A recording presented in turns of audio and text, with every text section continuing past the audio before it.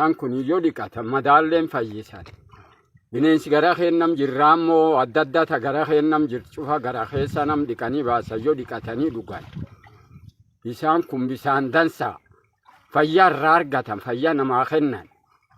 Qorsi dhibii hin barbaadan namni laftana bisaanum kan dhiqat. Isaan kun yoo dhiqatan namni qardoonfoof qabulleen hin fayyi. Namni qarbowwoo qabulleen hin fayyi. Namni qarraammoon garaa jirtu hagaraan dhukkubulleen hin fayyi. Qabeenyi kun qabeen dhokata. Namum dhalata naannoo keenya kanaaf beeka malee sadarkaa naannootu hin beekamne akkasumas sadarkaa biyyaalletti hin beekamne. Immoo deemee sadarkaa naannoo beekamuu qaba.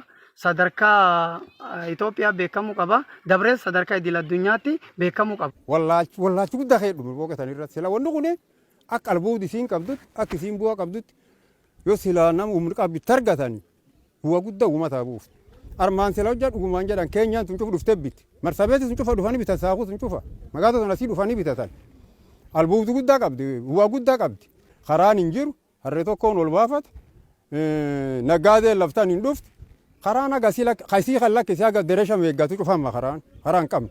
Tarbeen tun hin jajjabdu.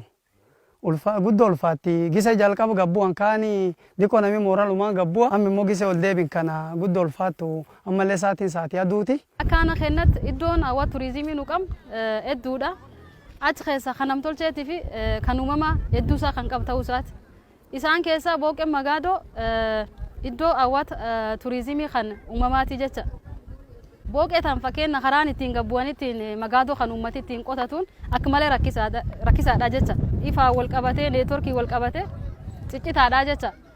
Kanaaf kun cuftii irratti hojjetamuu danda'uu qaba waan jedhu akka nam tokko. Maddoo turizimii qabna fakkeenya booqee lama qabna. Booqee sooddatiif booqee magaadoo qabna. Koreen irratti dhaabattee jirti. Koree daawwachiistuu gubbaa jira. Faayidaa silaa fakkeenya uummata keenyaaf koreen sullee faayidaa silaa irraa argachuu qabda argachaa hin jirtu.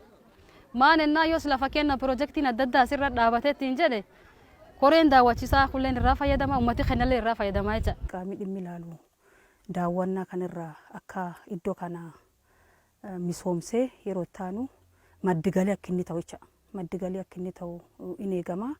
Kanaaf magaadoo kanarratti torbee turizimii kan kabajnu suuraa kaanee ka deebinu don taatinu akkuma amma miidiyaan kun waraabuu jirutti karaan nu dhufnu kun karaa baay'ee dadhabbii qabu sila daandii qabaate yookaan karaa qabaate yeroo ta'an keessatti turistootni garaagaraa iddichi irratti argamuudhaan daawwatanii maddi galii gandaaf aanaaf illee galchuu hin danda'an waan ta'eef har'a daawwannaa keenyarraa waan akka malee guddaa argina. Booqeewwan jiran keessaa booqeen kun booqee guddaa eel guddaa jedhanii eeli guddoon kun akkuma argitan kana baay'ee guddaadha.